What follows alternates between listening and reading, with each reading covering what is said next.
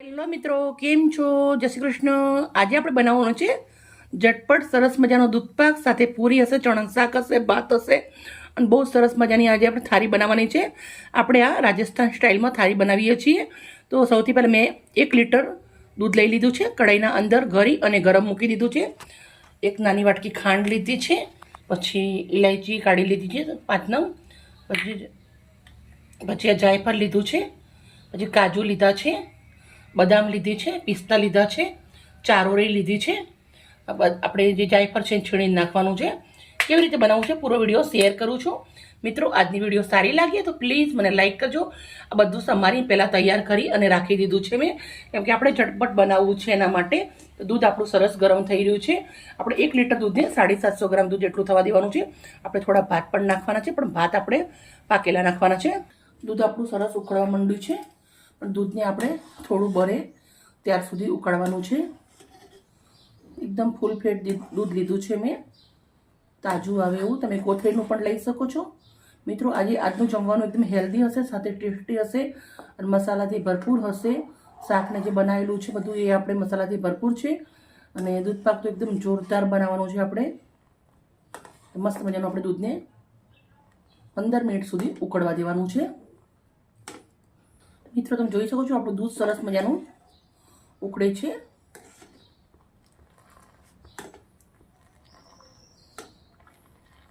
સૌથી પહેલાં આપણું ઇલાયચીના દાણા કાઢેલા છે એ નાખી દઉં છું.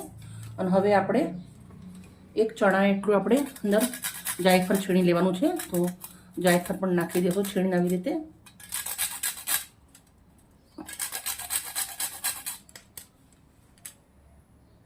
હવે આપણે અંદર કાજુના ટુકડા કરેલા છે એ નાખી દેવાના છે. બદામ કટ કરેલી, પિસ્તા કટ કરેલા બધા નાની નાની વાટકી લીધા છે આપણે. ચારોળી આપણી સાથે હવે આપણે ખાંડ નાખી દેવાની છે.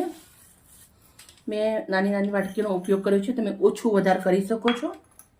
હવે આપણે સાથે તમે જોઈ શકો છો મેં બાસમતી ચોખા બનાવી રાખ્યા છે, ભાત એ નાખવાના છે. આપણે ધીમા તાપે હવે સરસ મજાનું આને 10 થી 15 મિનિટ સુધી પકાવવાનું છે. બધું જ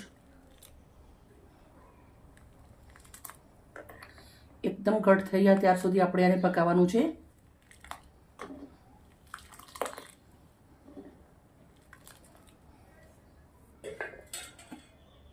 મિત્રો, તમને મેં એકદમ આસાન રીત અને ઝટપટ બની જાય એવી રીતે શીખવાડ્યું છે. તમે એકવાર જરૂરથી બનાવજો, તમને ખાવામાં પણ ટેસ્ટ બહુ જ સરસ લાગશે અને એકદમ જલ્દી બની જશે. તમારા મહેમાન કોઈ આવવાના હોય યા કોઈ કુંવાસી બીજું કંઈ જમાડવાનું હોય તમારે, તો તમે આવી રીતે એકદમ ઝટપટ બનાવી શકો છો. મેં 1 લીટર દૂધનું બનાવ્યું છે, એ હિસાબથી મેં સામાન વાપર્યું છે. તમે વધારે બનાવવું હોય તો તમે સામાન પણ થોડો વધારાનો ઉપયોગ કરજો, તમને બહુ જ સરસ લાગશે. હવે આપણે દૂધ સરસ મજાનું ઉકળે છે, તો આપણે 1 ચમચી કસ્ટર્ડ પાવડર લીધો છે. ઠંડુ દૂધ નાખવાનું છે અંદર. હવે આપણે આને મિક્સ કરી દેવાનું છે. કલર થોડો ચેન્જ થશે અને ટેસ્ટમાં બેસ્ટ લાગશે. તો આપણે કઠ્ઠા ના પડે એવી રીતે આવી રીતે ઠંડા દૂધના અંદર જ લોટને આપણે ઓગાળી દેવાનો છે. હવે આપણે અંદર ધીરે ધીરે રેડી દઈશું.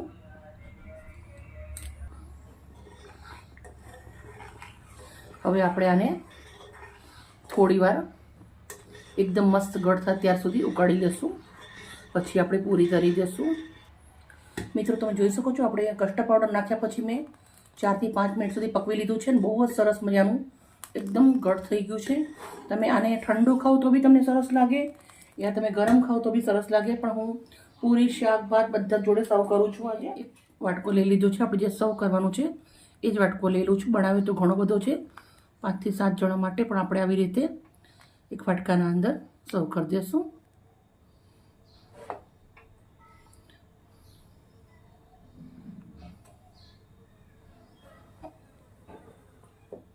એક લોયાના અંદર મેં તેલ ગરમ મૂકી દીધું છે. તેલના અંદર આપણે પૂરી તળી લેશું.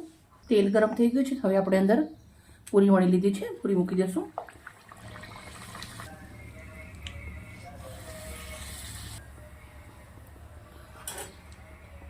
પૂરી આપણે લોટ થોડું તેલ નાખ્યું, મીઠું નાખ્યું, પાણી નાખી અને લોટ બાંધી અડધો કલાક પહેલાં મૂકી દીધો હતો અને પૂરી આપણી દીકરી સરસ વણી લીધી છે. તો હું આવી રીતે ફટાફટ તળી રહું છું. મિત્રો વિડીયોમાં બહુ જ મહેનત કરું છું અને તમારા બધાનો મારે સપોર્ટ જોઈએ છે. પ્લીઝ મને એક લાઈક કરજો. વિડીયો મારો સારો લાગે તો મને આગળ વધારજો.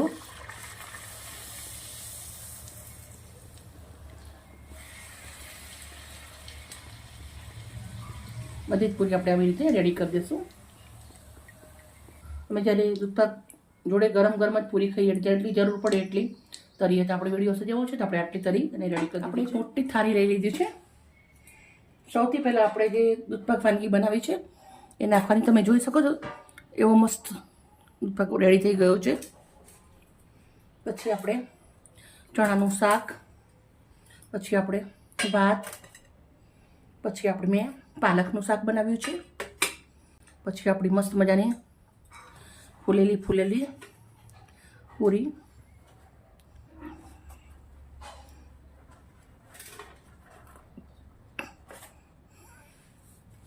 રાજસ્થાનમાં ગમે એટલું ખાવાનું આપી દો પણ ફરસાણ તો જોડે જોઈએ જ ખરું. જોડે સેવ લઈ લીધી છે અને મસ્ત મજાના અડદના પાપડ તળી લીધા છે. મિત્રો આ બધું જ બનાવતી બધાને બતાવું વિડીયો મોટો થઈ જાય એટલે મેન વસ્તુ છે આપણો દૂધપાક. તો દૂધપાક મેં તમને બતાવી દીધો છે. મિત્રો આપણું જમવાનું સરસ બનાવીને રેડી કરી દીધું છે. મિત્રો મેં બધું જ જમવાનું બનાવ્યું હતું પણ પાપડ નહોતા તર્યા. બા કે બાઈ તો પાપડ તરવાનું તો ભૂલી જ ગઈ હે. તો બાઈએ પાપડ પણ તરી દીધો છે. ઓકે મિત્રો, બાય બાય. કાલે આવી નવી રેસીપી સાથે.